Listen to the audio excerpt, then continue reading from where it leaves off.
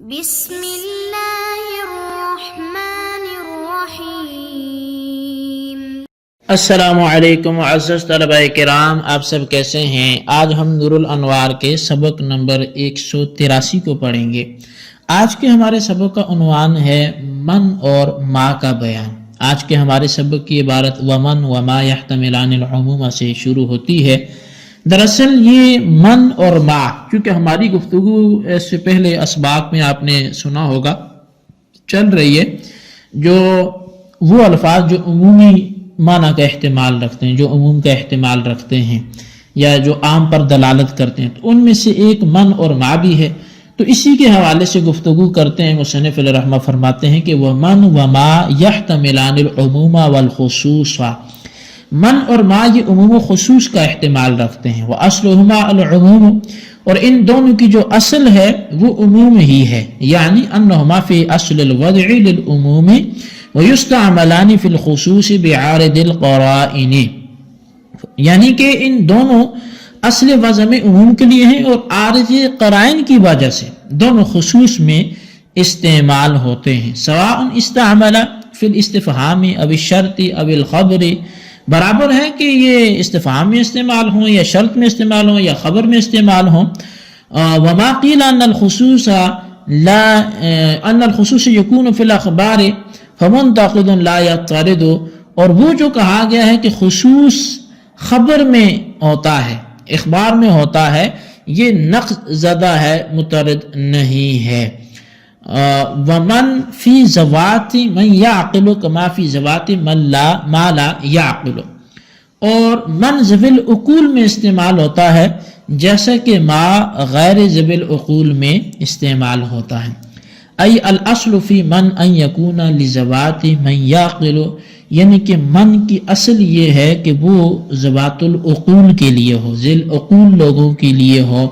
ومن کقولہ، جیسا کہ نبی علیہ السلام کا فرمان ہے من قتل قتیلا فلہ سلبہ، کہ جس نے کسی کو قتل کیا، جو شخص کسی کو قتل کرے گا تو اس کا سامان بھی اسی کے لیے ہوگا۔ وقد یستعمل فی غیر من یعقل مجازا، اور کبھی کبھی من کو غیر ذوی العقول کے لیے بھی مجازن استعمال کیا جاتا ہے، کما فی قولہ تعالی فمنہم من یمشی علی بطنہ، جیسے کہ اللہ تعالیٰ کا فرمان ہے کہ ان دواب میں سے بعض وہ ہیں جو اپنے پیٹ پر چلتے ہیں۔ والاصل فی ما ان یکون فی ذوات من لا یعقل، اور ما کی جو اصل ہے وہ یہ ہے کہ وہ غیر ذوی العقول کے لیے ہو۔ یقال ما فی الدار، جیسا کہ یہ کہا جاتا ہے، سوال کیا جاتا ہے کہ گھر میں کون ہے، کیا ہے؟ فالجواب درہم او دینار لا زید او عمر، تو پھر جواب اس کو جو دیا جاتا ہے وہ یہ دیا جاتا ہے کہ درہم ہے یا دینار ہے، یہ نہیں کہا جاتا کہ زید ہے یا عمر ہے۔ وقد یستعمل فی غیرہا کما سیأتی، اور کبھی کبھی یہ ما جو ہے اس کا استعمال وہ کسی اور میں بھی استعمال ہوتا ہے، یعنی کہ غیر ذوی العقول میں بھی استعمال ہوتا ہے اور اس کے علاوہ بھی اس کا استعمال ہوتا ہے۔ تو وہ انشاءاللہ جیسا کہ آئندہ آئے گا اس کی ہم گفتگو وہیں پر سنیں گے۔ جی طلبہ کرام، یہ ہمارے آج کے سبق کی عبارت اور اس کا ترجمہ تھا جو آپ نے سماعت کیا۔ آئیے اب اس کی جو وضاحت ہے اس طرف ہم بڑھتے ہیں۔ مصنف علیہ رحمہ الفاظ عموم میں سے من اور ما کو ذکر فرما رہے ہیں۔ چنانچہ آپ نے فرمایا کہ یہ دونوں لفظ عموم اور خصوص دونوں کا احتمال رکھتے ہیں۔ مثال کے طور پر استفہام کے لیے اگر کسی نے کہا کہ من فی الدار، کہ گھر میں کون ہے، تو جواب میں صرف ایک آدمی کا ذکر کیا ہے کہ مثلا کہا خالد، تو یہ جواب ٹھیک ہے، درست ہے۔ اور اگر چند آدمیوں کا ذکر کیا گیا اور کہا گیا کہ گھر میں خالد، حامد، شاہد، عارف، واصف بہت سے، مثال کے طور پر من فی الدار، تو جواب دیا خالد و ناصر و شاہد و عارف، اب کچھ بھی آگے بہت سے متعدد نام لے لیے تو یہ جواب بھی درست ہے۔ اور اگر شرط کے معنی میں ذکر کرتے ہوئے کسی نے کہا کہ من زارنی فلہ درہم، کہ جو شخص میری زیارت کرے گا تو اس کو 1 درہم ملے گا۔ اب اگر ایک شخص نے اس کی زیارت کی تو وہ بھی اس درہم کا مستحق ہوگا۔ اور اگر بہت سے آدمیوں نے اس کی زیارت کی تو وہ سب بھی درہم کے مستحق ہوں گے۔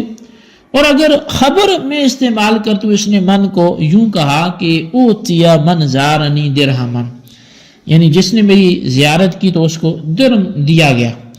اب اگر ایک آدمی نے زیارت کی تو ایک کو دیا گیا، اور اگر بہت سے لوگوں نے اس کی زیارت کی تو بہت سو کو پھر وہ درہم دیا گیا۔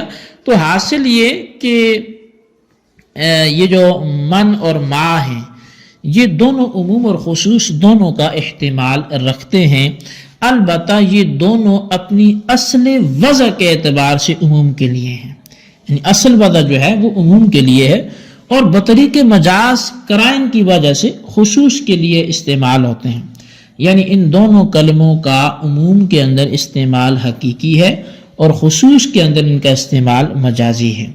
اور بعض شارحین نے مصنف کے کلام کی یہ شرح کی ہے کہ من اور ما دونوں عموم کے لیے بھی موضوع ہیں اور خصوص کے لیے بھی موضوع ہیں، یعنی من اور ما دونوں عموم و خصوص دونوں میں مشترک ہیں، اور دونوں میں ان کا استعمال حقیقت ہوگا۔ ایسا نہیں ہے کہ عموم میں استعمال تو حقیقت ہو اور خصوص میں استعمال مجازن ہو، بلکہ دونوں میں ان کا استعمال وہ حقیقت ہے۔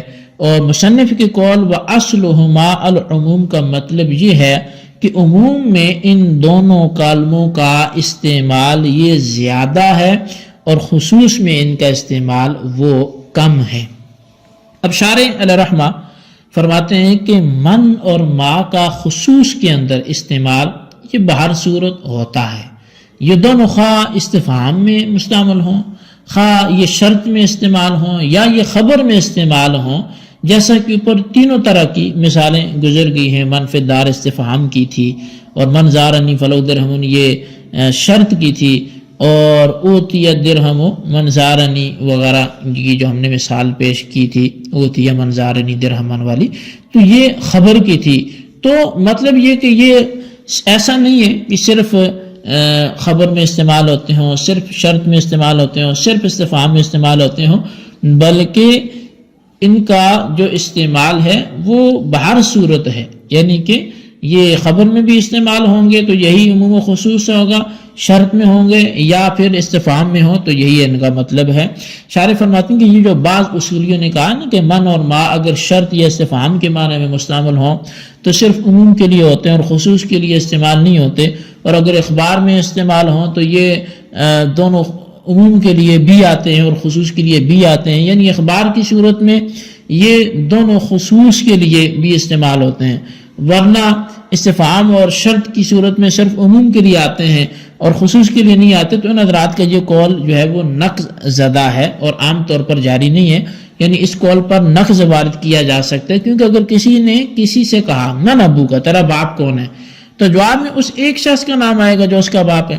تو اب دیکھیں کہ یہاں لفظ من استفہام کے لیے ہے مگر خصوص کے لیے استعمال ہوا ہے، اور اس طرح ما دینوں کا، تیرا دین کیا ہے، تو اس کے جواب میں مومن صالح ایک ہی دین یعنی دین یا الاسلام کا ذکر کرے گا۔ تو یہاں بھی لفظ ما استفہام کے لیے مگر خصوص کے لیے مستعمل ہے۔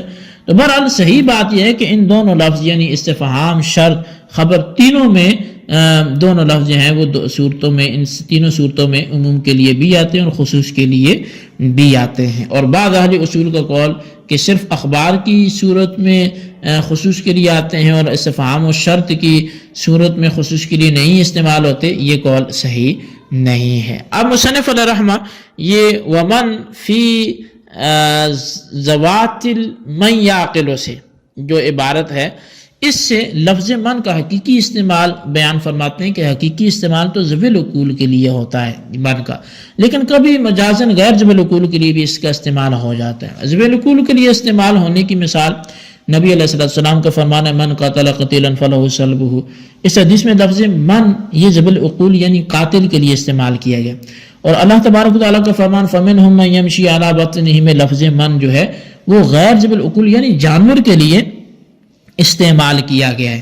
اور لفظ ما میں اصل تو یہ ہے کہ وہ غیر ذوی العقول کے لیے استعمال ہو، لیکن کبھی کبھی مجازن وہ بھی ذوی العقول کے لیے استعمال ہوتا ہے، لیکن یہ بات حضرات کا مذہب ہے، ورنہ اکثر حضرات اس بات کے قائل ہیں کہ کلمہ ما ذوی العقول اور غیر ذوی العقول دونوں میں عام ہے۔ غیر ذوی العقول میں استعمال کی مثال جیسے کہا جائے کہ ما فی الدار، جواب میں درم یا دینار یا کوئی ایسی چیز ہوگی، یعنی گھر میں کیا ہے، تو وہ غیر جبل العقول کے قبیل سے ہوا.